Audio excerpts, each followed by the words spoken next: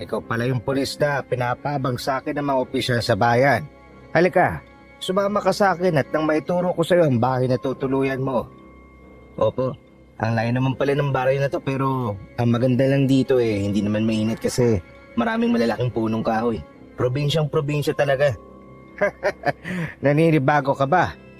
Oo, paano ba naman? Kapag kasi nandun sa Maynila, yung malawak na highway lang ang makikita at mga sasakyan na naghahabulan sa daan. Sigurado ako na magugustuhan mo ang pagtira mo dito. Tara na, doon na muna tayo dumaan sa may ilog. Kailangan pa kasing lakbayin natin ang ilog bago dumating sa bahay mo. Ayos lang naman po sa akin. Itong ilog nga pala, nandito madalas naliligo ang mga tao dito sa baryo. Konting ingat lang sa paglalakad dahil madulas ang bato ha. May ahas! May malang ahas! Umilag ka! Baka matuklaw ka niya! Pinulot ni Mang Kadyo ang isang maliit na kahoy para gawing pangtaboy sa ahas. Pero nagsuot ito sa mga matataas na damo. Ipinagpatuloy na namin ang paglakad. Maya-maya lang, nakarating na kami sa bahay na tutuluyan ko. Maayos ang lugar. Preska ang hangin at malinis ang paligid. Yung mga pangangailangan mo, nandyan na rin. Kaya kung may kulang pa, magsabi ka lang. Oo. Teka nga po pala, dito lang din po ba kayo nakatira? Hindi. Taga-kabilang baryo ako, pero kaming nakatira dito sa isang bayan, nagtutulungan kami. Ganun po ba? Mas maganda po yun kapag nagkakaisa kayong lahat. O siya, kailangan ko nang umalis ha. Magkita na lang tayo ulit. Mag-iingat ka rin sa pagroronda at kailangan magsuot ka ng uniforme. Kasi baka sabihin ng iba na tayo ka at tambay lang. Tapos nakikigamit ng pangrondang sasakyan. Sige po. Nang mga oras na yon, napansin ko ang isang paru-paro. Ngayon lang ako nakakita ng ganong klaseng paru-paro. Kulay pula ang kabilang pakpak nito at ang kabila naman ay kulay puti. Paminsan-minsan itong dumadapo sa akin, pero hinahayaan ko na lang kasi naniniwala ako sa mga kasabihan ng mga matatanda. Maayos naman ang unang gabi ko sa sityo. Pero isang umaga, may nag-report sa akin na may nagtatalo daw sa basketball court ng barangay. Pumunta ako doon para awatin ang mga ito. Umalis ka na dito, matanda ka ha. Alam mo kung hindi lang ako nagpigil, matagal na kitang piniktusan. Pasalamat ka at ugot-ugot ka na. Kuya Popoy, huwag niyo po sigawan yung matanda. Tumigil ka nga rin na bata ka. Isa ka pa Huwag niyo naman po kasing sigawan si Aling Sebia. Paano hindi ko sisigawan? Bingi yung matandang to Tama na po yan. Ang aga-aga, huwag kayong gumawa ng gulo. Ang mabuti pa, magpasensyahan na lang kayo kaysa daling ko kayo dun sa barangay at ikulong. Ayos lang naman ako, iho. Teka po, na paano naman yung sugat niya sa balikat? Aksidente lang naman ito. Hindi po yan aksidente. Sinaktan po talaga siya ni Kuya Popoy kaya siya nagkaroon ng sugat. Hindi naman po ata tama na mananakit kayo ng isang matanda, Dahil nagkasugat siya, kailangan na bigyan mo siya ng pambili ng gamot. O di kaya pagbabayaran mong ginawa mo sa kanya. Ako pa ngayon ang mali. Kasalanan ko ba kung bakit panay ang ali-aligid niya sa bahay simula kagabi? Kakapanganak pa lang ng asawa ko kagabi At yun ata ang sadya niya. Hindi totoo yan. Napadaan lang ako sa bahay mo. Napadaan ba talaga? O sinadya mo na doon dumaan para lang maamoy mong sanggol, ha? Awat na. Mabuti pa, sumama ka na lang saan sa barangay. Ayoko nga. Huwag mo nang hintayin pa na pilitin kita bago ka sumama. Ayaw ko din ng gulo at kaya lang ako nandito para maging maayos ang lahat. Iho, wag mo na siyang dalhin sa barangay. Ayos lang talaga ako. Sigurado po ba kayo, Ale? Oo, sigurado ako. Nakita ko pang ngumisi ang lalaki nang tumalikod ang matandang babae. Sa kilos ng lalaki, alam kong mayabang ito. Nakita ko ding idinuro niya ang noo ng bata bago ito umalis. Sinundan siya ng tingin ng bata. Pilit akong ngumiti sa bata at dinala siya sa karinderyang nandun at nilibre ko siya ng pagkain. Parang takot ata kayo sa Popoy na yun eh. Opo, kasi po kaya niyang pumatay kapag nagagalit siya. Nung nakaraan nga, isang lalaking binaril niya dito sa amin eh. Ang rason daw niya, kaya niya daw to binaril dahil isa daw tong aswang. Ano naman ang nangyari? Hindi niyo ba siya nireport dun sa barangay o dun sa munisipyo sa bayan? Wala eh. Alam niyo naman po siguro na malayo kami sa bayan at mahirap din para sa amin ang bumaba. Sayang din po kasi yung pamasahe. Kung sa bagay. Pero ito naman sityo nyo, maganda din naman. Kumpleto at madami din tao, parang bayan nga lang din ang dating eh. Kung sana binata na ako, susuntukin ko talaga yung Popoy na yun eh. Kaya mo na yun. Kaya ikaw, mag-aral ka mabuti para makapagtapos ka. Sikapin mo na hindi ka matulad sa kanya na mayabang para wala kang kaaway. Ang ganda naman itong baril mo at saka ang bigat. May bala po ba to? Hoy bata, akin na yun. Hindi po pwedeng hawakan yun, baka makadisgrasya ka. Pasensya na po. Ngayon din po kasi ako nakakita ng ganyan eh.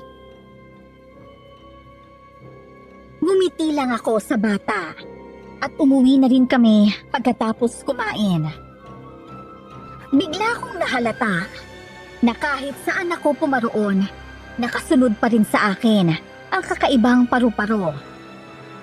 Inisip ko na baka kaluluwa yun ng tatay ko at binabantayan ako. Nang makarating ako sa bahay, nakita ko si Popoy na hinihintay ako. Hindi siya nag-iisa. Sinadya nilang tambangan ako. Sige nga, kung talaga matapang ka, labanan mo nga ako ng patas. Ilapag mo yung baril mo sa lupa at makapagsuntukan ka sa akin, polis na patola. Hindi ako makikipag-away sa isang kagaya mo na wala nang ibang ginawa kundi manggulo.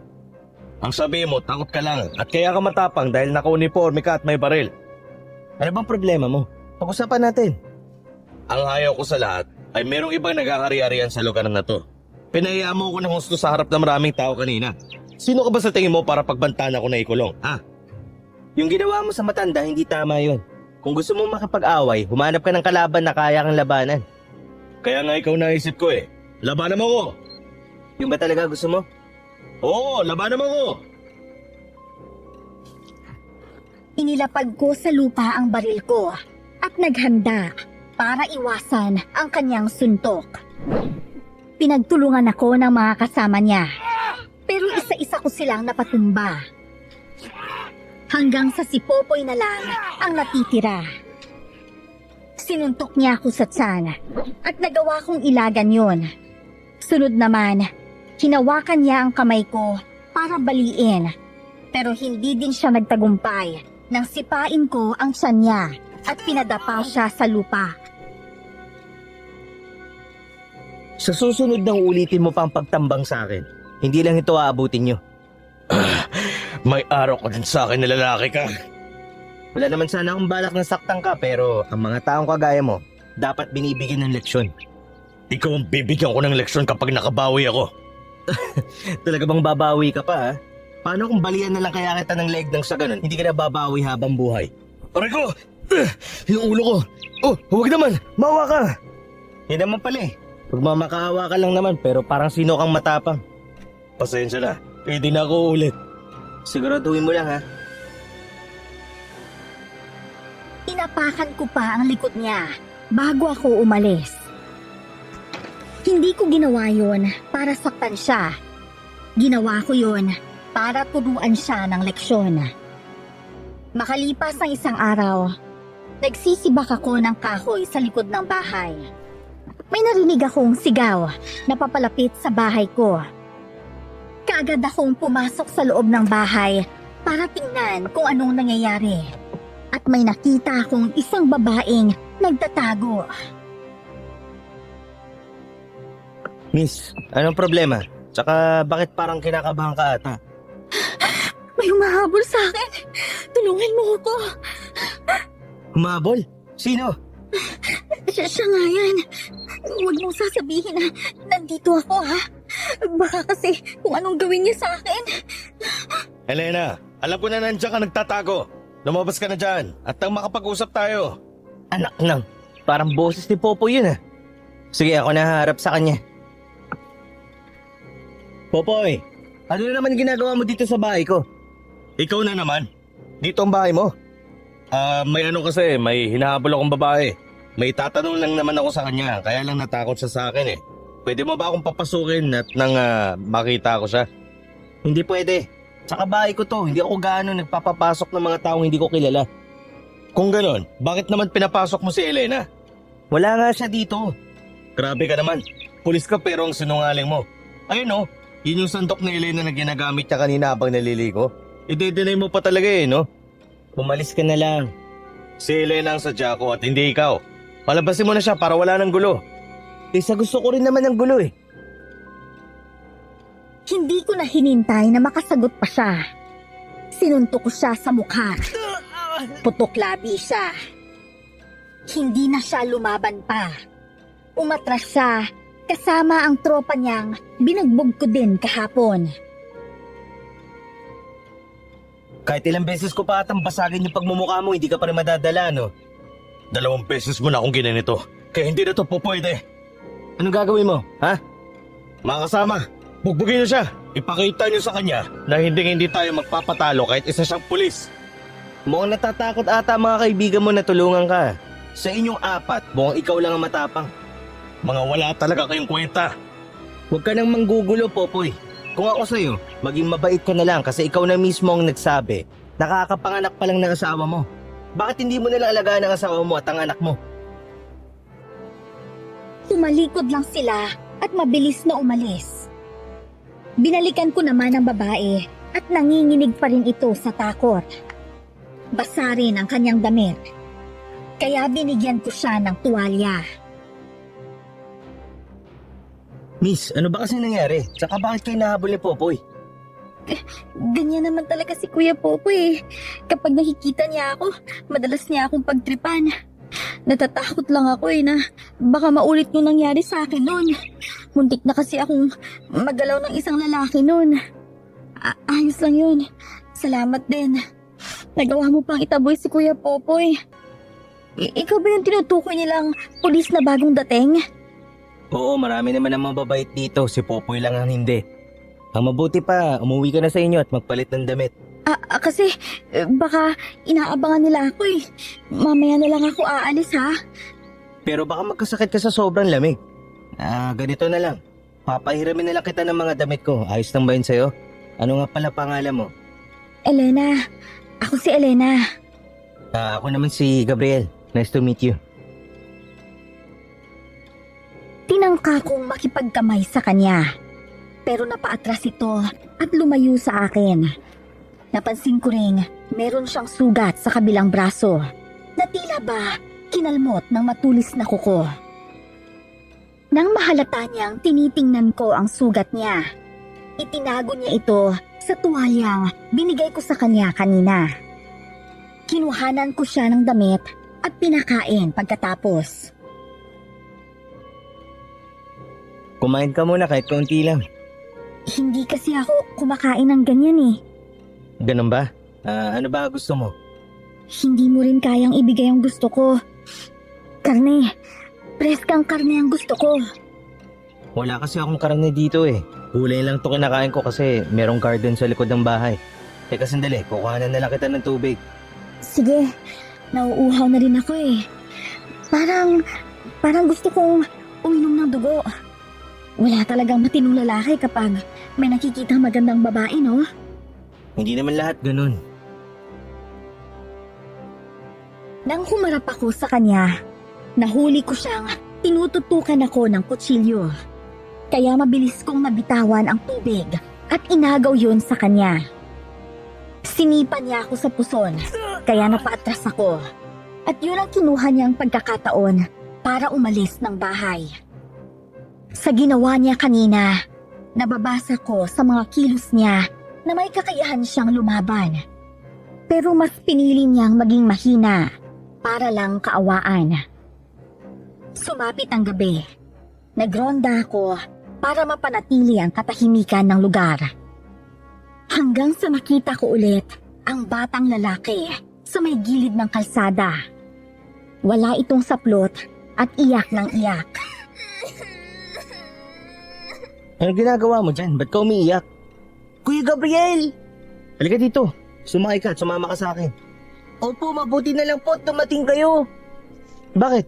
Bakit wala kang saplot? Sino nagubad sa'yo? Sila po, yung mga tambay po.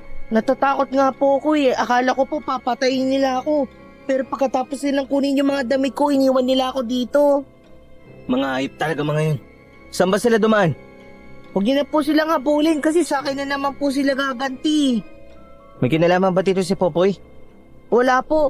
Basta yung iba po eh, mga kabataan din.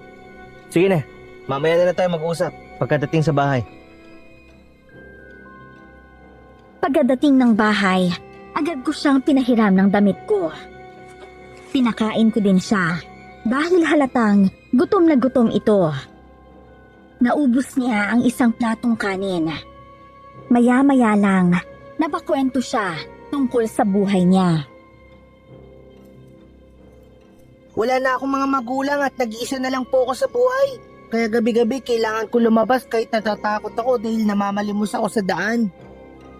Gusto mo ba dito ka na lang tumira sa akin? Huwag na lang po kasi makakaabala pa ako sa inyo. Alam ko naman na marami kayong ginagawa eh. Hindi ka naman nakakaabala eh. Saka malaki ka na rin naman at kaya mo nang alagaan ang sarili mo. Huwag na lang po. Hindi naman po sa tinatanggihan kita pero may mga kailangan pa kasi akong gawin eh. Kagaya ng ano? Kailangan ko pang iligtas ang mga tao. Iligtas saan? Laban sa mga aswang po. Tumangulang ako at napangiti. Alam ko namang isang kwentong pambata yon. Nakitulog siya sa bahay ko ng gabing yon. Pero nang sumapit ang hating gabi, bigla na lang nawala ang bata sa tabi ko. Hanggang sa nakita ko na lang ang isang kumikinang na bagay sa tabi ko. Isang anting-anting. Kinaumagahan, sinubukan kong hanapin ang batang lalaki. Pero isang tao ang nag-report sa akin na may natagpo ang bangkay ng bata. Kaagad akong pumunta doon para mag-imbestiga. Magsialisan na muna kayo at wag niyong hahawakan ng biktima. Alam ko na hindi tayo magkasundo. Pero baka may maitulong kami sa inyo, magsabi ka lang sa akin. Ito bang nangyari patayan na to? Unang beses lang nangyari bago ako dumating? Hindi. Ilang beses na itong nangyari bago ka pa dumating. Isa nga sa dahilan kaya pinadala ng pulis ang baryo para sana mapanatili ang katahimikan. Hindi biro ang mga ganitong krimen. Sa nakikita ko, mahusay ang pagkapatay sa batang yan. Kaya halos walang ebidensya. Kinuha lang ang laman loob ng bata at saka iniwan ang katawan dito. Kaya sigurado akong binenta yun ng mga kriminal. Sir Gabriel, hindi ako naniniwala nun. Lahat kami dito, alam namin kung anong may gawa sa ganitong krimen. Ano ba ang may gawa? Aswang! Mga aswang ang may kagagawan yan. Sigurado ba kayo? Oo, sigurado kami. Natigil na itong patayan simula nung dumating si Mang Kadyo nung nakaraang buwan dito at gumawa ng ritual pero bumalik na naman ngayon. Si Mang Kadyo? Anong klaseng ritual ang ginawa ng matanda? Para mataboy ang mga aswang at masasamang nilalang kagaya din ng mga engkanto. Isinuot ko ang gloves at hinawakan ang katawan ng bata. May nakita akong kalmot sa bandang leeg nito at may malalim na sugat na para bang bumaon ng ngipin. Doon ako kinilabutan ng husto. Tuyot ang katawan ng bata at wala ding isang patak ng dugo na kumalat sa lupa.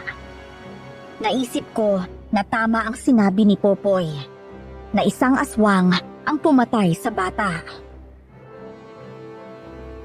Hindi tao ang kailangan mong hanapin para maligtas ang baryo na ito. Kailangan mong hanapin ang aswang. Plano nung sakupin ang baryong to. Oo, uubusin niya tayo. Huwag ka makikinig sa matandang yan. Bakit naman? Simula lang nang dumating yan dito, nagkaganito na ang baryo. Isa pa, di mo ba siya naamoy? Amoy malansa. Para bang tinuyuan ng tugo ng hayop yung kanyang katawan na hindi ko maintindihan. Hindi ko galing ang mambintang. At alam ko na kung anong ibig mong sabihin. Magtulungan na lang tayo na makita sa akto kung sino ba talaga at anong pumapatay. Kailangan na itawag ko to sa police station dun sa bayan. Nang sa ganon, ay malaman nilang pangyayaring to. Baka sakaling magpadala pa sila ng kahit 1 o 2 pulis na tutulong sa akin na protektahan ang baryong to. Sa totoo lang kasi, hindi lang naman ako nag-iisip na aswang si Aling Sebia. Parang lahat nga kami. Kita mo naman, madaming hindi nakikinig sa kanya, talagang iniiwasan pa siya. Ikaw na lang ata ang lumalapit dyan eh. Hindi na ako umimik na mga oras na yon. Nang sumapit ang hapon, dumating ako sa bahay ni Mang Kadyo. Kinausap ko siya tungkol sa nangyari. Isa siyang albularyo, pero hindi niya kayang labanan ang aswang na mag-isa. Nakipagtulungan siya sa akin para makita at mapatay ang aswang.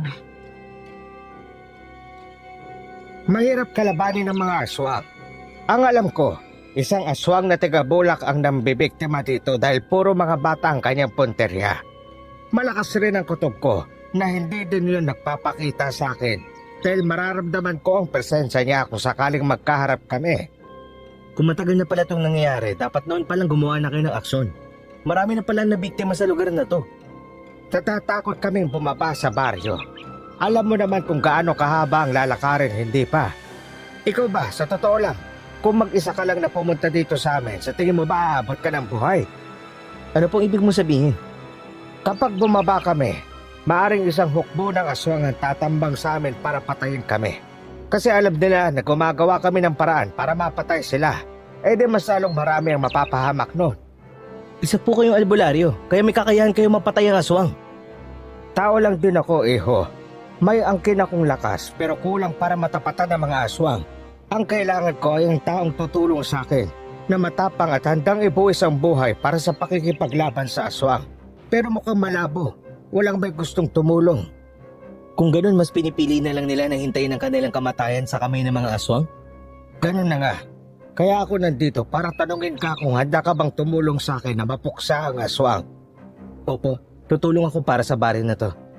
Kung ganun, hintayin natin ang kabilugan ng buwan at doon natin sila aabangan. Pupuntahan kita dito ulit para masabihan kita kung kailan ka maghahanda. Alam kong nasa hukay na ang isang paa ko. Wala nang atrasan to. Nang sumapit ang gabi, nagronda ako. Pero hindi ko inaasahan na makikita ko ang matandang babae. Bigla namang may lumipad na paru-paro sa harapan ko. At nang tingnan ko ulit ang matandang babae, wala na ito. Nakita ko namang gumalaw ang mataas na damo. Kaya hinabol ko ito. Nakita kong ngumisi ito sa akin. Napansin ko rin na duguan ang kanyang mga kamay. Nakatakas siya, kaya agad akong bumalik sa sasakyan. At nakita ko doon ang dalaga. Kagaya ng matanda, duguan din ito. Bigla siyang nawala ng malay nang makita ko. Kaya dinala ko siya sa bahay ko. Bakit ko pa kasi niligtas ang babaeng to? Eh may kasalanan pa to sa akin eh. Dapat hinayaan ko na lang siya dun sa kalsada. Nasaan ako? Gising ka na pala. Nandito ka lang naman sa bahay ko. Pasalamat ka at hindi ako masamang tao. Kaya hindi kita hinayaan dun sa kalsada. Ikaw? Ikaw na naman? Oo, bakit? Nagro-ronda ako at nawalan ka ng malay. Ano ba kasi ginagawa mo sa labas ng ganong oras? Naglalakad lang naman ako eh. Tapos, biglang sumama ang pakiramdam ko. Sino bang kasama mo sa bahay mo? Hindi na dapat kayo lumalabas tuwing gabi, lalo na at delikado. Alam mo naman ang nangyayari sa lugar na to, hindi ba? May aswang na gumagala dito sa lugar at hindi pa natutukoy ng albularyo kung sino yon. Alam ko naman yun. Pero, nalulungkot lang kasi akong mag-isa sa bahay eh. Hindi naman ako takot sa mga aswang. Mas takot pa nga ako sa mga totoong tao eh. Lumabas ka ng gabi dahil malungkot sa bahay nyo? Kakapunas ko lang pala sa kamay mo na may bahid ng dugo. Ano ba ginawa mo, Elena? Hindi ko alam eh. At hindi ko rin alam kung bakit may dugo ang kamay ko. Huwag ka na magsinungaling. Hindi ako bata para paniwalain mo ng mga kwento mo. Nagsasabi ako ng totoo. Hindi ko talaga alam. Aray ko. Ang sakit. Ang sakit ng tagiliran ko. Bakit? Patingin nga ako. Itinaas ko ang damit niya. At nakita ko doon ang preskang sugat na halos isang dangkal ng kamay ko ang haba. Malalim yun. Kaya naisip ko na baka nagkaroon ng dugo ang kanyang kamay dahil sa sugat niya. Saan galing ang sugat na to? At sino may gawa nito sa'yo? Hindi ka naman maniniwala kung sasabihin ko sa'yo eh. Maniniwala ako kung alam ko na nagsasabi ka ng totoo. Aswang! Aswang ang dahilan kung bakit ako nagkaroon ng malaking sugat. Bigla niya na lang akong inatake. Sinubukan ko namang lumaban eh, pero ito pa yung napala ko. Aswang? Nakilala mo ba ang aswang? Siya ba yung matandang babae? Matandang babae?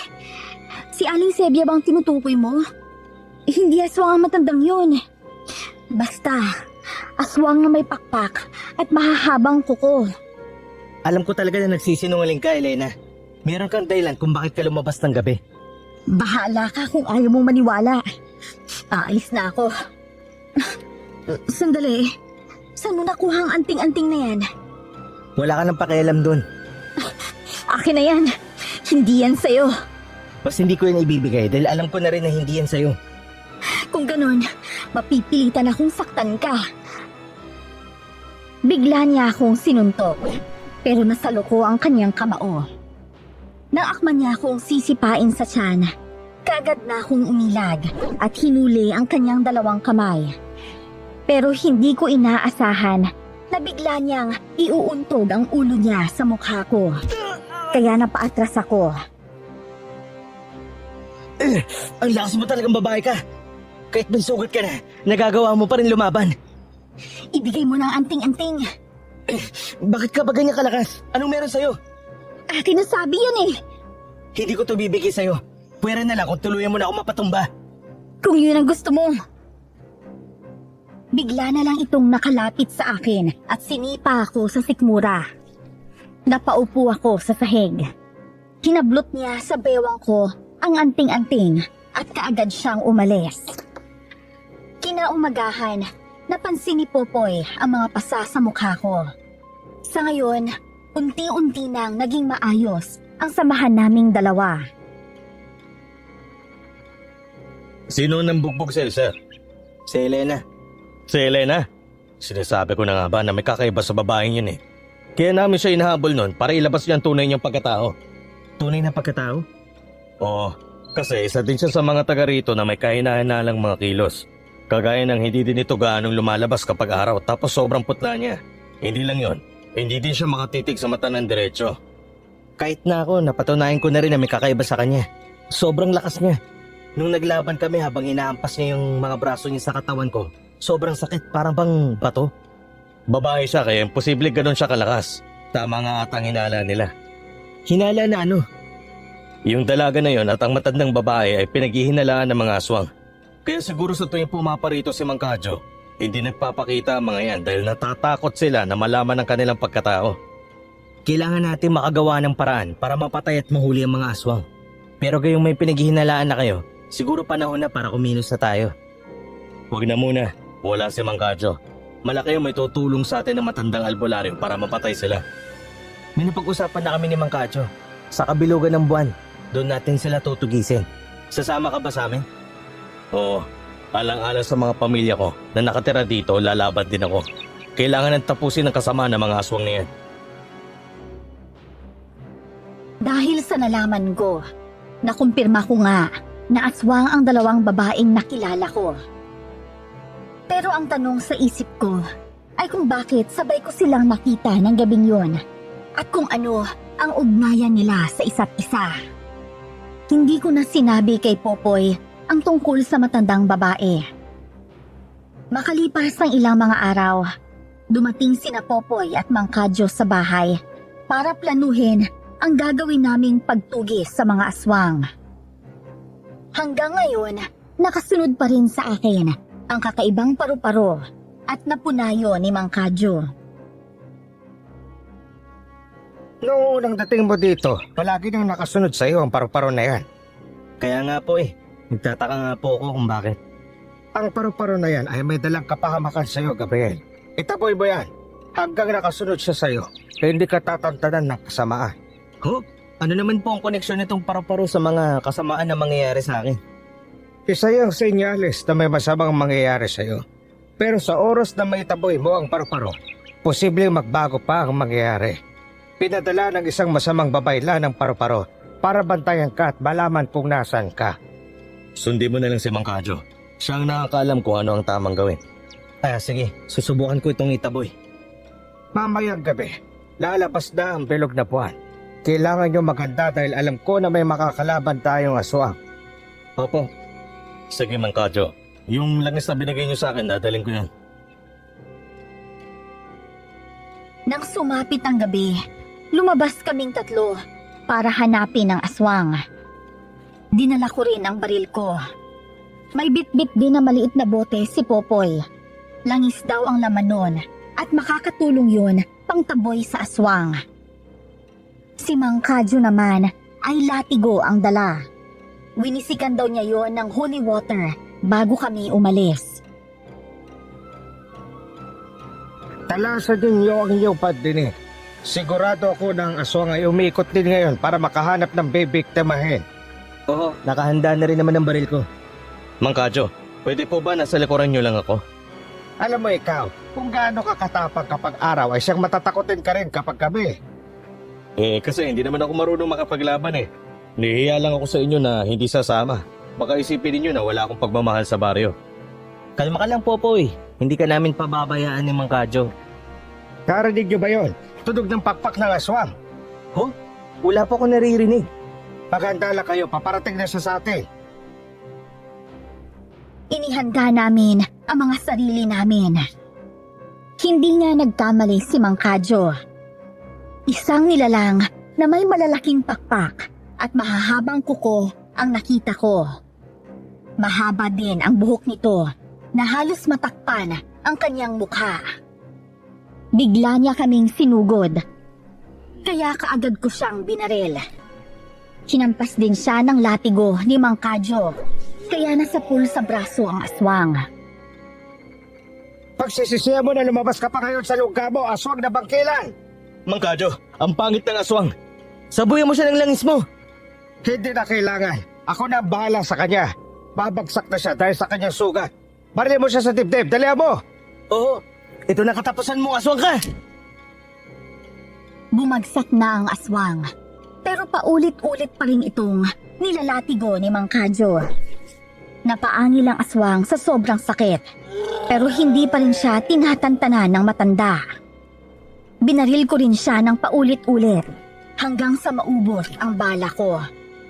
Maya-maya pa, hindi na gumagalaw ang aswang. Mukhang nakabulabog na tayo dahil sa putok ng baril. Kailangan na nating umalis dahil baka may dumating pang mga aswang. Oo, tara na. Umalis na tayo. Napatay na natin ang isa sa malakas na aswang na sumasalakay dito. Hindi ba natin susunugin ang kanyang katawan? Kailangan bukas makita ng mga tao ang kanyang katawan. Kapag namatay siya, babalik siya sa tunay niyang anyo kaya malalaman natin kung sino siya. Sa tingin ko, hindi lang talaga nag-iisa ang aswang na sumasalakay sa lugar na to. Kailangan natin silang ubusin para wala namang bibiktima. Gagawin natin yan, Gabriel. Pero sa ngayon, nagpapasalamat ako at ganun lang natin kabilis na talo ang aswang na bangkilan. Takot din sila sa bala ng baril at hindi niya rin napaghandaan ang pagpalo ko sa kanya ng late ko kaya natin siya natalo. Tara na po, umalis na po tayo. Sige, tara na. Pagkatapos ng gabing yun, mas lalo akong naging agresibo nang mapatay ang aswang sa lugar namin. Kinaumagahan naman, binalikan namin ang lugar kung saan namin nakalaban ang aswang. Pagdating namin doon, wala na ang katawan ng aswang. Pero meron pa ring mga bahid ng dugo. Poy, bakit wala na yung katawan ng aswang dito? Ewan ko, hindi ko din alam. Sigurado ko na bago tayo umalis, patay na ang aswang na yun eh. Wala na talaga siyang buhay. Tinatad mo na siya ng balat, marami siyang sugat dahil sa latigo ni Mang Kadyo. Sinasabi ko na nga be, sana sinunog na lang natin yung katawan ng aswang na yun. Hindi na rin naman mabubuhay ang aswang na yun. Pero sigurado ko na kaya yun nawala dito dahil merong kumuha ng kapwa rin niya aswang. Ipagpaalam natin to kay Mang Kadyo. May gagamutin pa si Mang Kadyo kaya umuwi na siya sa kabilang baryo. Kahit anong oras pwede naman natin siya puntahan eh. Pero Gabriel, nagalit ata ang ibang aswang dahil sa ginawa natin kagabi. At bakit naman? Ano ba nangyari? May natagpo ang bangkay ng bata ulit doon sa mismong ilog. Kagaya ng ibang biktima, wala ang mga laman loob at puro sugat ang katawan dahil sa mahabang kuko. Isa lang ang ibig sabihin nito. Sadyang magaling magtago ang aswang na yon kaya hindi natin sila mahuli-huli. Sa tingin mo ba may kinalaman si Elena dito o ang matandang babae? Kung nakilala lang sana natin kung sinong aswang na yon kagabi, nasagot na ang mga katanungan ko. Oo, meron akong pruweba na nakita sa dalawang babaeng yun pero hindi pa din yung sapat eh. Ano naman ang klaseng pruweba? Wala. Sige na, alis na rin ako. Inuna ko munang puntahan ang pinangyarihan ng krimen at isang bata nga ang napatay. Ang mga magulang nito ay yakap-yakap ang bangkay ng kanilang anak na wala ng buhay. Sobrang nadismaya ako sa sarili ko dahil hindi ko nagawang protektahan ang baryo mula sa mga aswang. Sinisi ko ang paru-paro na sa tingin ko'y may dala ng kamalasan at kapahamakan sa akin. Pagka-uwi ko sa bahay, nadatnan ko ang matandang babae na nakaupo at naghihintay sa akin. Anong ginagawa mo dito matanda ka? Lumabas ka dito kung ayaw mong barilin kita. Hindi ako nandito para saktan ka, Gabriel. Noong naramdaman ko na tinataboy mo ang pinadala kong paru-paro, naglakas loob na akong magpakita at kausapin ka ng maayos. Alam ko na iniisip mo na isa akong aswang. Hindi nga ba? Ikaw na ata itong tinutukoy ng albularyo na may gagawing masama sa akin eh. Hindi kita gagawa ng masama. Nandito ako para bigyan ka ng babala. Alam mo bang mamamatay ka dito sa baryo? Mamamatay ka na walang kalaban-laban. Hayop ka, demonyo ka! Yung mga tawa na yan ay tawa ng isang demonyo. Porket pangit ang anyo ko, ay tatawagin mo akong isang demonyo? Lahat ba ng magaganda at gwapo, mga mabubuting tao? Bahala ka kung ayaw mong maniwala. Basta hindi ako nagkulang sa pagbigay ng babala sa'yo. Mag-iingat ka para hindi ka mamatay. Nag-iingat po talaga ako. At hindi ko din maintindihan kung paano ka nakapasok dito sa pamamahay ko. Umalis ka na bago pa magdilim ang paningin ko. Kahit anong sabihin mo, alam ko nang aswang ka. Duguan ka nung makita kita at imposible hindi ka natablan ng bala ng baril. Ang mga masasamang nilalang ay nakapaligid lang sa atin. Hindi sila titigil hanggat hindi nila nasasakop ang lugar na to.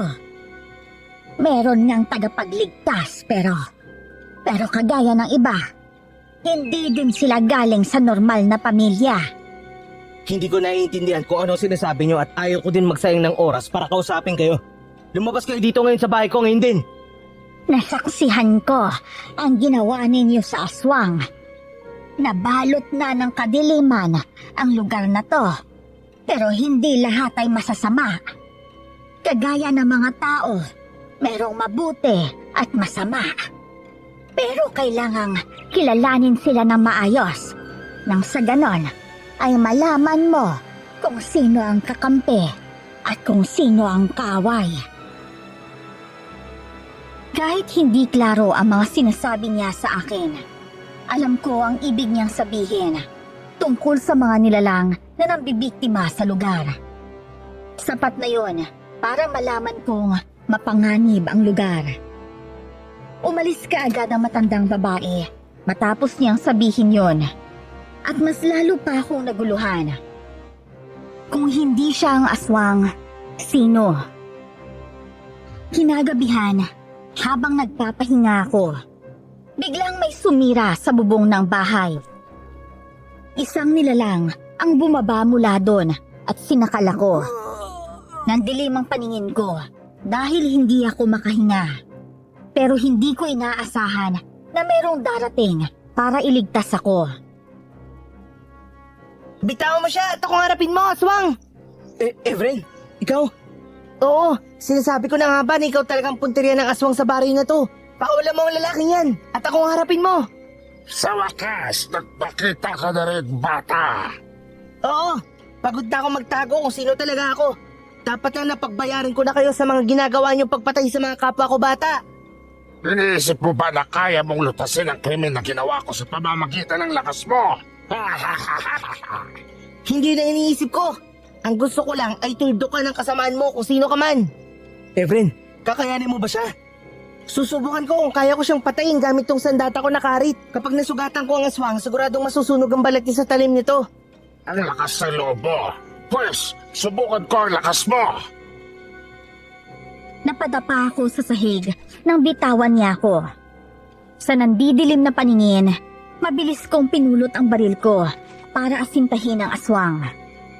Pero dahil mabilis ang pag-atake niya kay Evren, hindi ko masundan ang bawat galaw niya. Sa labas sila naglaban ni Evren, kaya sumunod ako doon para makahanap ng pagkakataon na mabaril ang aswang. Kitang-kita ko ang pagsipa niya sa bata, kaya tumalsik ito. Gumanti si Evren ng isang malakas na suntok at pagtaga sa braso ng aswang. Nasugatan niya ito, kaya umatras ang aswang. Doon ko na siya binaril. Pero nagulat ako nang hindi man lang ito nasugatan kahit natamaan ko na. Matigas ang kanyang balat. Eto pa! Banda ka sa akin! Hindi ka bata ka. Mag-ingat ka, Efren. Baka matamaan ka niya. Kahit gaano ka pa kagaling, hindi mo pa rin mailagan tong karit ko. Humanda ka sa akin kapag nakabawi ako sa'yo. Sa susunod na pagharap natin, papatayin na kita. Kung sakali man na magkita pa tayo ulit, sisiguraduhin ko na hindi ka na makakatakas. Tumakas ang aswang at lumipad ito palayo. Kaagad kong nilapitan si Evren para kumustahin siya, pero mabilis siyang umiwas sa akin. Nagpaalam itong aalis, pero hindi ko muna siya pinaalis dahil hindi pa ako nakapagpasalamat sa kanya. Bakit ngayon ka lang bumalik? Pasensya ka na ha, yung anting-anting mo kinuha ng babae sa akin. Hindi ko kasi siya kayang labanan eh. Bala ko sanang itago yun para ibalik ko sa'yo. Ayos lang po. Salamat sa pagligtas mo sa akin. Walang anuman po yun. Galit ka ba sa akin? Bakit ganyan ka makipag-usap parang wala kang gana? Opo, galit po ako sa inyo. Kaya na naman kita niligtas kasi hindi ka dapat makain ng aswang na yun. Sa oras na makain ka niya, mas lalo siyang lalakas. Paano mo naman pala nalaman na sasalakayin ako ng aswang? Sinundan ko siya kanina at napapansin ko na pumaparito siya. Lahat naman talaga ng mga aswang malakas ang pangamoy. Ang aswang na tiga-bulak na yon ay mga bata lang ang binibiktima. Kaya hindi ko naiintindihan kung bakit gusto kanyang patayin. Saan ka ba nakatira? Pwede ba kitang madalaw? Hindi po pwede. Bakit naman? Huwag na lang po kayong magtanong. Kailangan ko na po umalis kasi may naghihintay sa akin sa bahay. May naghihintay sa'yo? Akala ko pa sabi mo ulila ka na. Madami po kayong hindi alam sa akin. Nagtatanaw lang po ako ng utang na loob sa inyo kaya ako kayo niligtas sa aswang na tiga-bulak. Sa susunod po, baka sakaling salakayin kayo ng aswang. Huwag na kayong umasa na darating ako dahil nakabayad na ako sa kabutihan na ginawa mo. Pagkaalis ni Evren, napaisip ako kung sino nga ba talaga ang batang lumaban sa aswang na yun. Sino ang kanyang pamilya at saan siya nanggaling? Kinaumagahan, nagkita kami ni Popoy. Tinanong ko siya tungkol sa bata. Sino ba ang bata na tinutukoy mo? Si Efren? Oo, siya nga. Saan ba yung bahay nila? Andun lang sa dulo ng baryo. Kapatid ni Elena ang batang yun eh. Ano? Magkapatid sila ni Elena? Oo, hindi mo ba alam? Silang dalawa na lang ang natitira sa kanilang pamilya. Ang balita ko, bago sila lumipat sa baryo na to ay kakamatay lang ng mga magulang nila dahil daw sa aksidente. Nasaksak raw ng mga kalalakihan nung pinasok ang bahay nila. Ibig mo sabihin, hindi talaga sila residente sa baryo na to? Lumipat lang? Oo nga, bakit pa parang ang dami mong tanong tungkol sa batang yun? Ano bang meron? Wala naman. Hindi ko na kasi siya nakikita eh. Napapansin ko rin yan, parang hindi siya lumalabas ngayon. Sige. Pupuntahan ko na lang sila dun sa bahay nila. Uy, mag-iingat ka ha, baka may masamang mangyari sa'yo. Ang bata lang ang gusto kong makita at makausap. May mga katanungan lang ako sa kanya. Kaya pala kinuha ni Elena ang bagay na yun sa akin. Dahil alam niyang pagmamayari yun ng kanyang kapatid na si Efren. Anong bagay bang kinuha niya sa'yo? Tsaka, kailan pa kayo nagkita ulit ni Elena? Matagal na. Sige na, kailangan ko na umalis. Agad-agad akong nagtungo sa bahay na sinasabi ni Popoy. Ilang beses akong kumatok, pero walang sumasagot. Maya-maya lang, may napadaang babae at nakita ko. Sinabi nito na umalis na raw ang magkapatid at lumipat na sa malayo. Bigla ko namang naisip ang sinabi ng matandang babae. Ang tinutukoy niyang tagapagligtas ay walang iba kundi si Evren. Inilihim sa akin ng bata na magkapatid sila ni Elena. Pero ang gusto kong alamin ay kung anong klaseng pamilya ang kanilang pinanggalingan. O ano, napagtagpi-tagpi mo na ba ang lahat? Nakakagulat naman po kayo. Alam ko na kung sinong tinutukoy mong tagapagligtas. Si Evren. Pero pwede bang sabihin mo sa akin kung anong pamilyang pinanggalingan nila kagaya ng sinasabi mo? Mas magandang ikaw mismo ang makaalam, Gabriel. Nung unang dating mo dito, naisipan kong padalahan ka ng babala gamit ang paru-paro. Nang sa ganon, ay maisip mong may masamang mangyayari sa'yo sa lugar na to. May alam ka ba kung saan lumipat ang magkapatid? Hindi ko rin alam. Pero, hindi sila masama kagaya ng iniisip mo. Hindi din ako isang aswang. Dahil ang totoo niyan, isa akong babaylan at meron akong malakas na gabay. Ang nais ko lang sana ay maitaboy ka paalis ng baryong to para hindi ka na mapahamak. Itinaboy ko ang paru-paro dahil naniwala ako na doon nanggagaling ang malas. Isang senyales ang paru-parong yon na mag-ingat ka dahil nakasunod sa iyo ang disgrasya. Kagaya mo, gusto ko ding mahanap ang magkapatid para mabigyang linaw ang katanungan sa isip ko. Ano bang babaylan? Wala ka bang kakayahan na makita kung nasan sila? Hindi mo ba sila nararamdaman? Hindi, pero parehas tayong gustong mahanap ang dalawang yon. Kaya magtulungan tayo. Itong napag-usapan natin ay ilihim mo na lang sa mga kasama mo. Nang sa ganon ay hindi tayo mauutakan ng mga aswang. Sige, sa pagkakataon na ito, ibibigay ko ang tiwala ko sa inyo ng buo. Kagaya nga ng pinag-usapan namin ng matandang babae, wala akong pinagsabihan. Isang gabi, nagulat ako nang makita ko si Evren sa bahay ko. May hawak siyang patalim na may dugo. Evren, may aswang ka na naman bang nakalaban? Palagi naman po eh. Mag-isa ka lang bang tumutugi sa kanila? Gusto mo bang samahan kita? Alam ko na hinahanap mo kami. May nakapagsabi kasi sa amin na pinuntahan mo raw kami sa bahay. Nalaman ko kasi na magkapatid pala kayo ni Elena. Kaya pala wala kang reaksyon nung sinabi ko na kinuha niya sa akin yung anting-anting. Ito na po oh. Binigay niya sa akin nang matapos niyang makuha sa'yo. Sumama kayo sa akin. Gusto ko lang na makita mo ang ate ko. Talaga? Pero baka kasi walang mangyayaring masama sa'yo. Gusto ko lang na makita mo ang sitwasyon ng kapatid ko. May masama bang nangyari sa kapatid mo? Sumama ka na lang po kasi para makita niyo. Sige. May tiwala naman ako sa'yo na hindi mo ako sasaktan eh. Dinala ako ni Evren sa bago nilang kubo. Malayo yon at nasa gitna ng kagubatan. Wala din silang kapitbahay doon. May ilog pa sa gilid ng kubo nila. Nasa pintuan pa lang kami, pero naririnig ko na ang mahinang pag-ungol ng babae mula sa loob na para bang nasasaktan.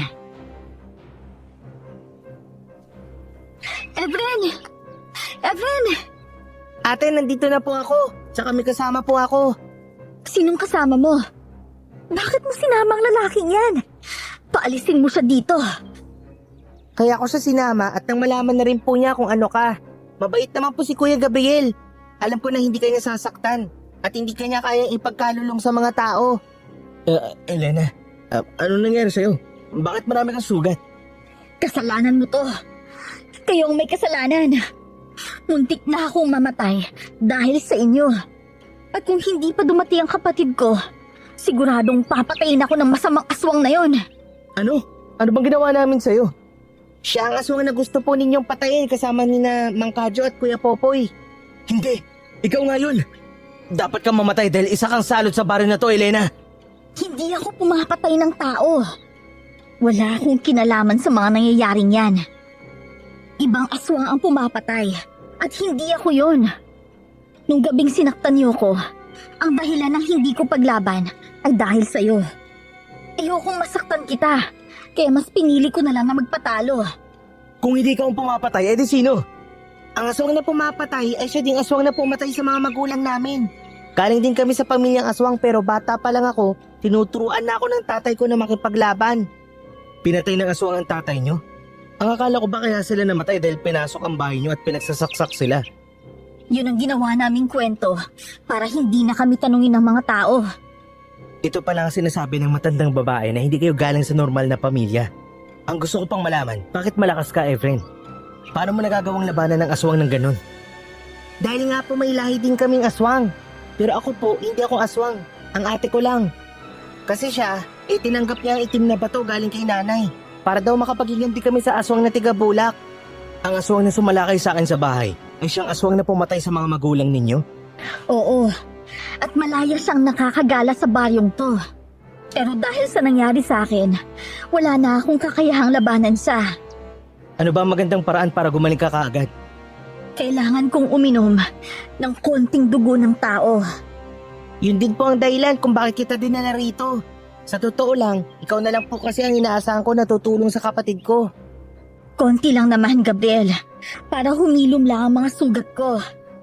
Ang akala ko ba hindi ka nang bibiktima? Hindi nga, pero sa ngayon, kailangan ko ng dugo ng tao para lumakas ako. Tsaka nga pala, bakit ba hindi tumitigil ang aswang na yan sa pangbibiktima? Gusto nilang makuha ang anting-anting na to. May sumpa kasi ito ng diwata. Kapag magamit mo itong anting-anting, ibig lang sabihin nun magiging makapangyarihan ka na. Pwede magsagawa ang kahit sino man ng ritual para makuha ang kapangyarihan na nakapalibot sa anting-anting na ito. Kaya ako kinuha ang anting-anting ay dahil alam kong hindi mo kayang protektahan yan. Pero Gabriel, payag ka bang painumin ako ng dugo mo? Pag-iisipan ko muna ha. May ideya ba kayo kung sino ang aswang na tiga-bulak? Hanggang ngayon wala pa rin po. Alam kong hindi magtatagal at mahuhuli rin kung sino ang aswang. Pumayag na din akong bigyan ng isang basong dugo ko si Elena. Kinagabihan naman, nagronda ako at nakasalubong ko si Mang Kadyo. Mabuti naman at nakita tayo dito. Pupuntahan pa sana kita sa inyo eh. Oo, kahit mag-isa lang ako, kailangan ko magronda para sa lugar. Bilib din ako sa katapangan mo. Bagay sa iyo ang iyong pagiging pulis. Tara, iayain na natin si Popoy. Sasamahan ka namin sa pag-iikot sa lugar. Talaga po? Salamat naman kung ganun. Sumakay na po kayo at dadaanan natin si Popoy. Alam mo, Eho, hanga ako sa katapangan mo na ipinapakita sa baryo na ito. Pero kasi hindi kayang labanan ng bala mo ang aswang. Paminsan-minsan, isipin mo din ang sarili mo. Noon pa man, alam ko na ang kabilang pa ako nasa hukay na. Kaya handa na akong isugal ang lahat. Swerte na ako kung makakaalis ako ng buhay dito. At malas ko naman kung mamamatay ako dahil sa mga aswang. Kaya na ang bahay ni Popoy. Hintayin mo na lang ako dito sa labas, ha? Ako na lang ang tatawag sa kanya. Sige po. Nang pumasok na ang matandang lalaki, hinanda ko ang baril ko kung sakaling may makikita akong aswang. Hanggang sa may naamoy akong mabangong halimuyak. Mabango, pero nakakahilo. Bago pa man ako mawala ng malay, nakita ko si Aling Sebia. Nakangisi ito sa akin habang hawak ang boteng pinagmumula ng amoy. Nang magising ako, nakaupo na si Aling Sebia sa harap ko at may hawak na mga anting-anting. Akala ko ba kakampi kita? Pero bakit mo ko dinala sa lugar na to? Kakampi nga kita at kaya ka nandito ay dahil iniligtas kita sa kanila. Kanino mo ko iniligtas? Kilala ko na kung sino ang matandang albularyo na tinutukoy mo. Hindi siya tunay na albularyo. Nagpapanggap lang siya. Kung hindi kita nakuha sa sasakyan, siguradong may ginawa na siya sa'yo. Ano ibig mo sabihin? Plano niyang gawin kang alipin. Kagaya ni Popoy. Kapag may napainom siya sa'yo na isang likido na parang gayuma, maaari ka nang maging sunod-sunuran sa kanya. Sino bang tinutukoy mo, aswang? Si Mang Kadyo ba? Oo, at siya din ang pumatay sa mga magulang na magkapatid. Huli ko nang nalaman ng lahat. Pinaghinalaan ko siya nung una, kaya sinundan ko siya at doon ko nakita ang ginagawa nila. Ginagawa tulad ng ano? Nakita kong ginagamitan niya ng mahika si Popoy para sumunod sa mga utos niya. Si Popoy ang kumukuha sa mga bata para ipakain sa aswang na tigabulak. Kung ganun, kailangan na rin pala nating iligtas si Popoy sa matandang lalaki na yun. Oo, gagawin natin yon. Ang anting-anting ay may kakayahang mapatay ang aswang na tigabulak. Alam ba ito ng magkapatid? Wala silang alam na kayang patayin ng anting-anting ang aswang. Ang alam lang nila ay hinahabol ito ng aswang dahil sa kapangyarihang taglay nito. Kabilugan ng buwan ngayon. Kaya alam ko na maghahanap sila ng bata para gawing biktima. Kailangan natin silang sugurin at patayin. Maghanda ka at susugurin natin sila. Alam ko kung nasaan ang kuta nila. Nang gabing yun, binigyan ako ni Aling Sebia ng asin at bawang para gawing panlaban sa mga aswang. Pinakita niya rin ang iba niyang kagamitan na pwedeng pumatay sa mga aswang. Alam kong hindi ka marunong gumamit ng mga ito, kaya asin at bawang na lang ang ibibigay ko sa'yo. Meron ka namang baril, kaya magagamit mo din naman yan. Oo, handa na akong tapusin ang pangyayaring ito at nang bago man lang ako umalis, mabigay ko ang katahimikan na gusto ng mga tao dito. Mangyayari lamang yon kung mapapatay natin lahat ng mga aswang. Hindi lang isa o dalawa, marami sila. Lahat sila, mga bagong yanggaw ng aswang na tigabulak. Bakit kaya hindi niya niyanggaw si Popoy? Dahil wala na siyang mauutusan na makakakuha ng bata kapag ginawa niya yon. Kagaya ng mga tao, nag-iisip din ng aswang. Sigurado din ako na hinahanap ka niya ngayon at alam na niyang may alam ka tungkol sa kanila. Nakita ko ng mga kapatid, pero hindi nila alam na si Mang Kadyo ay siyang aswang na tigabulak na pumatay sa kanilang mga magulang. Hinahanap din nila ito para makaganti. Darating sila mamaya para tulungan tayo. Magaling makipaglaban si Evren, kaya alam kong mananalo tayo. Magtiwala lang tayo sa Diyos. Alam mo rin bang aswang si Elena? Oo, alam ko pero hindi kami magkasundo dahil isa akong babaylan at sila ay mga aswang. Ang mga aswang ay kaaway ng mga babaylan. Sa nakikita ko, mukhang mabait naman si Elena, kaya hindi ko siya pinakialaman. Tara na po, puntahan na natin ang mga aswang na yun. Nagsimula na kaming maglakbay, papunta sa kuta ng mga aswang. Nadaanan namin ang malaki at lumang simbahan na pinapalibutan ng matataas na damo. Ilang dekada na raw, inabandona ang simbahan na yon dahil walang nagsisimba. Wala rin kasing pari sa lugar nila. Sa lahat ng lugar na napuntahan ko, ngayon lang ako nakatagpo ng lugar na walang simbahan. Lahat ba ng mga nakatara dito ay demonyo na? Hindi lahat pero karamihan sa kanila ay anak na ng mga demonyo. Sayang ang simbahan na yan. Kung sana marami lang ang naging interesadong makinig sa Biblia, hindi sana nasakop ng mga demonyo ang lugar na to. Ito rin ang dahilan kung bakit lumipat sina Elena, dahil alam nilang walang simbahan. Takot din si Elena sa Diyos dahil isa din siyang aswang. May paraan pa ba para mawala ang pagkaaswang niya? Oo, maraming paraan pero yun ay kung gusto niyang maging normal na tao. Nakadepende naman sa kanya ang magiging kapalaran niya, kaya hindi natin siya pwedeng pangunahan. Gusto niyang maging aswang para protektahan ang kapatid niya at para na rin makaganti. Ayun, nakita ko na yung kuta nila. May apoy na umiilaw at umuusok pa.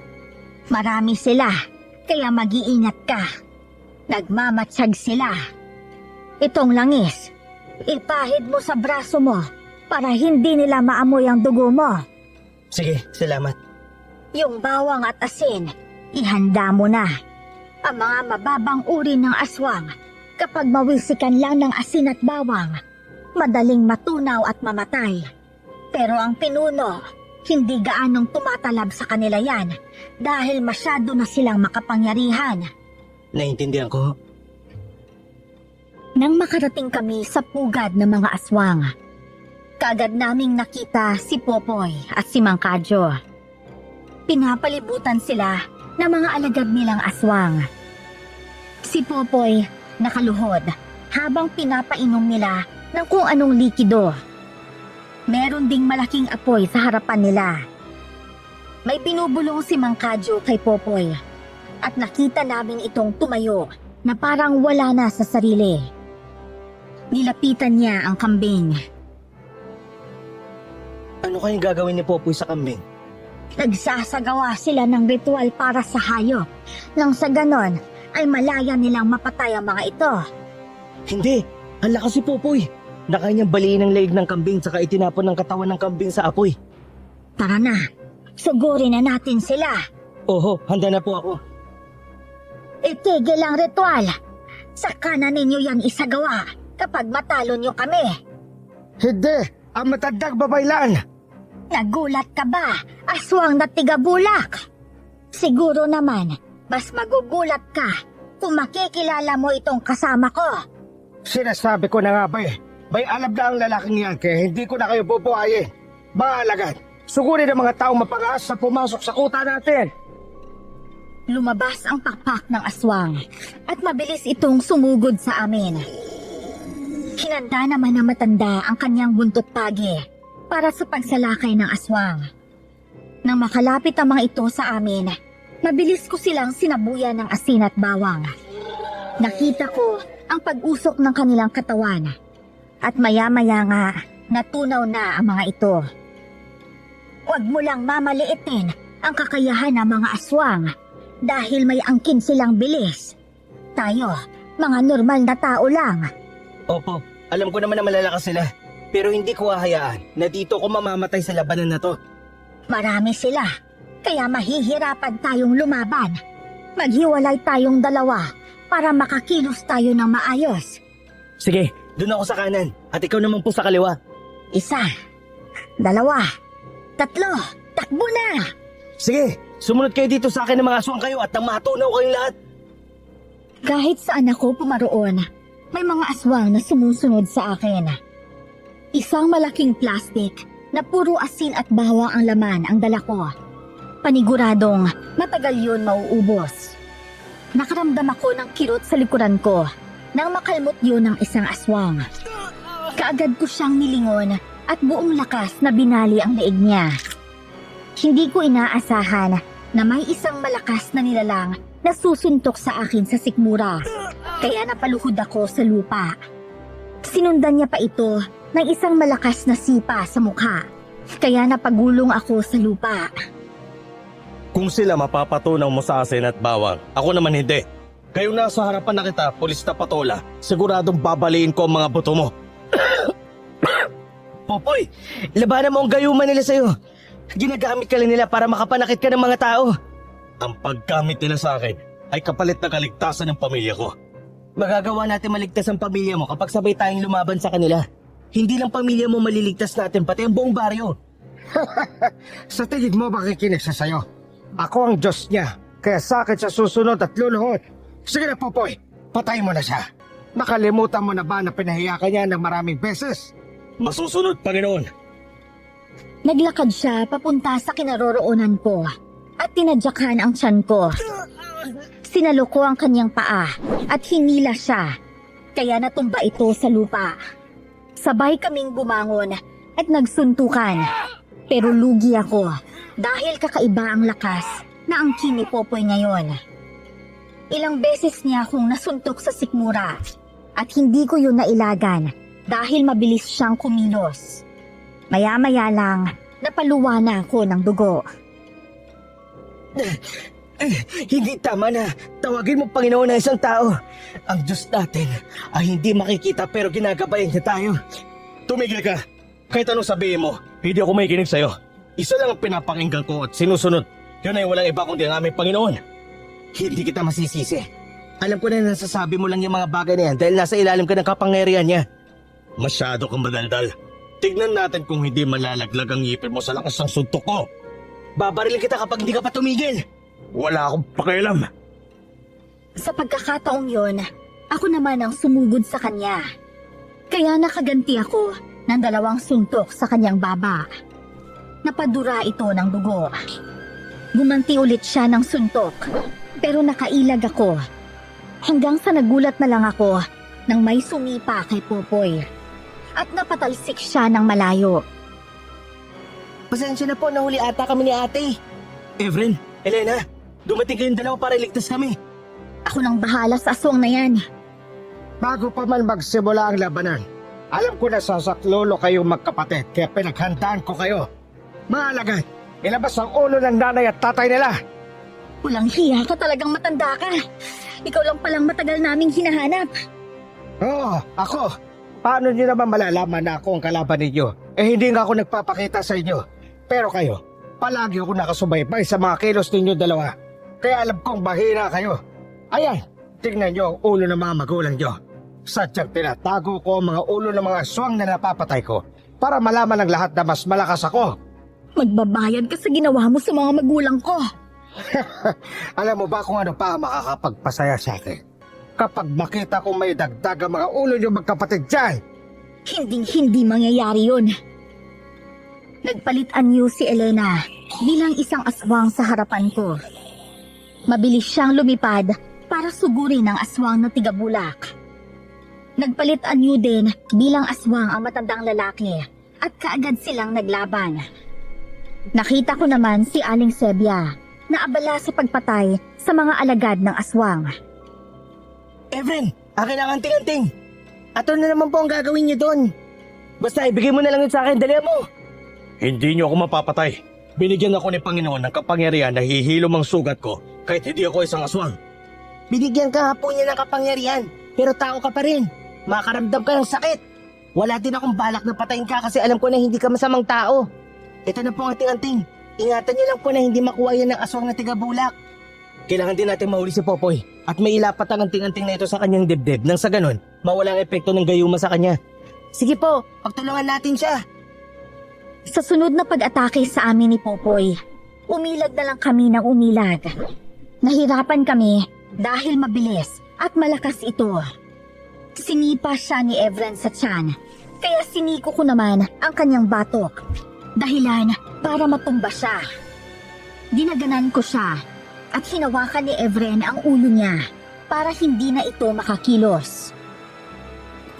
Ano ba? Bitawan niyo ako. Gusto ko namin tulungan. Huwag ka na mag-alala. Babalik sa magiging maayos ang lahat pagkatapos ng pangyayaring to. Sige na po, Kuya Gabriel. Ilapat mo na sa dibdib niya ang anting-anting. Oo. Huwag ka na kumawala pa, Popoy. Dahil hindi mo na kami kaya. Ilayo mo yan sa akin. Nasasaktan ako. Ilayo mo! Ayan, umiilaw na ang anting-anting. Senyales na gumagana ito sa'yo. Aray ko! Ang sakit. Ilayo mo yan. Mawalan niya kayo. Mas lalo ko lang idiniin sa dibdib niya ang anting-anting. Nawala ng malay si Popoy. Sunod naman naming pinagtulungan ang aswang na tigabulak. Tamang-tama lang din dahil naubos na ni Aling Sebia ang mga alagad nitong aswang. Wala ka nang kawala ngayon. Kahit mapatay niyo pa ako, hindi niyo pa rin mababago na ako ang mas malakas kesa sa inyo. Papatayin talaga kita. Tara na at salakayin natin siya. Dito ka lang, Gabriel, dahil hindi mo kayang makipaglaban sa ere. Sige po, pero hahanap ako ng magandang pagkakataon para mabaril ang aswang. Sabay silang umatake sa aswang na tigabulak. Kaya lang, ginamit nito ang kanyang buong lakas. Kaya tumalsik ang 3 kasama ko. Lumipad ulit si Elena at muli siyang sinalakay. Pero sinakal siya ng aswang at malakas na binagsak sa lupa. Si Evren naman ang sumunod na sumalakay sa kanya at nagawa siyang sugatan ng bata gamit ang patalim nito. Nagdurugo ang braso nito, pero nakita ko na humilom yun at natawa ang aswang. Wala kayong kakayahan na mapatay ako. Nagsasayang lang kayo ng lakas niyo. Mapapagod at mapapagod ka rin naman, aswang. At alam kong hindi magtatagal ang lakas mo. Paano ko mapapagod yung tatlong batang nakain ko ngayong gabi? Tara na, Aling Sebia. Patayin na natin siya. Sinugod ni Elena ang aswang na tigabulak. Pero tinadyakan niya si Elena sa tiyan. Nagawa din itong kalmutin sa likod ang babae. Pero ng mga oras na yun, hindi na malaya ni Mang Kadyo ang pagtarak ni Aling Sebia ng patalim sa kanyang isang pakpak. Buwis buhay din akong lumapit sa kanya at pinasuot ang anting-anting dito. Itinulak niya ako ng malakas, pero nasalo ako ni Elena.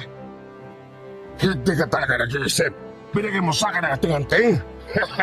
Hindi mas lalo kayo mamamatay sa mga kamay ko. Bakit, Kuya Gabriel? Kailangan ko yung gawin para matapos ang paglalaban na to. Ano bang pinaplano mo, Gabriel? Kagaya nga na sinabi ninyo, mapapatay siya gamit ang anting-anting na yun. Pero kailangan na pasabugin ito sa kanyang katawan.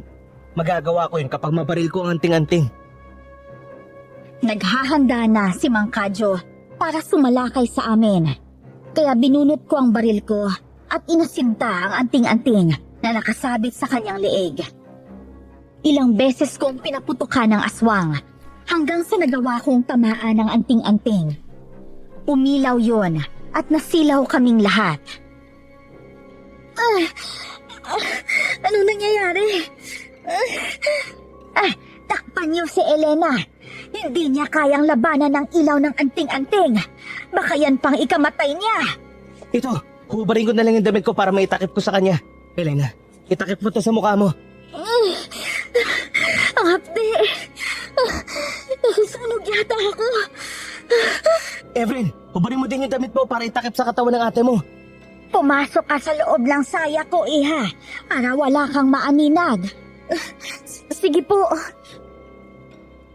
Nagtulungan kami para matakpan si Elena hanggang sa unti-unting nawala ang ilaw ng anting-anting. Sunod nun ay ang malakas na pag-angil ng aswang. Nalusaw siya sa sobrang init. Naglaho ang katawan ni Mang Kadyo, pero ang anting-anting ay nahulog sa lupa. Evren, kunin mo ang anting-anting. Oh, grabe, umusok pa talaga sa sobrang init. Ano nangyayari dyan? Tsaka nasan ako? Nasan tayo? Popoy, nandito tayo sa kuta ng mga aswang. Pero huwag kang mag-alala, patay na sila. Ano? At ano naman ang ginagawa ko dito? Si Mang Kadyo ang nagdala sa'yo dito. Ginamitan kanya ng itim na mahika para magtagumpay siyang gawin kang utusan niya para mahuli ang mga bata para sa kanya. Ngayon, wala nang aswang na manggugulo sa baryong to. Tapos na ang kalbaryo nating lahat. Sa wakas, malaya na tayo. Nabigyan na rin natin ng hustisya ang pagkawala ng mga magulang natin. Evren, kunin natin ang mga ulo nila at ilibing natin kasama ang mga katawan nila. Sana matahimik na ang mga kaluluwa nila. Nilisan na namin ang lugar na yon at kumalat ang balita tungkol sa kuta ng mga aswang. May mga ipinadalang mga pulis para mag-imbestiga. Marami naman ang pumuri sa akin dahil niligtas ko raw ang baryo nila. Pero lingid sa kanilang kaalaman ay may mga kasama ako. Hindi ko na rin nabanggit ang tungkol sa magkapatid at sa matandang babae dahil yun ang kanilang mga hiling. Si Popoy naman ay humingi din ng pabor na huwag siyang banggitin para sa katahimikan ng pamilya niya at ng kanyang buhay. Kuya, anong plano mo ngayon tapos na ang mission mo dito? Aalis ka na ba? Hindi pa ako aalis. Talaga? Alam niyo ba na na-promote ako at isa na akong hepe ngayon? Dito na ako ma-assign habang buhay. Kinausap ko na rin ang mga nasa taas na kung maaari, magdagdag pa ng ibang kapulisan para mapanatili ang katahimikan ng baryo na to. Wow, ayos din ah. Mabuti naman kung ganun. Bakit parang masaya ka ate ngayon hindi naalis si Kuya Gabriel? Siyempre, di ba, malaki ang naitulong niya sa atin. Nabigyan ng hustisya ang pagkamatay ng mga magulang natin dahil sa kanya. Gabriel! Gabriel! Nandyan ka ba sa loob? Aling Sebia, magandang umaga po. Napasyal kayo. Magpapaalam lang sana ako. Uuwi na ako sa amin. Hindi ba kayo dito nakatira? Taga kabilang bayan ako. Pinapauwi na rin ako ng mga anak ko. Salamat sa tulong mo, Gabriel. Manatili sana ang kabutihan at katapangan sa puso mo. Protektahan mo ang mga tao sa abot ng iyong makakaya. Salamat din po, Aling Sepia. Aling Sebia, alam ko pong hindi tayo gaanong magkasundo pero nagpapasalamat po ako sa tulong niyo. Walang anuman yon, Iha. Ikaw, Ebren, magpakabait ka. Opo,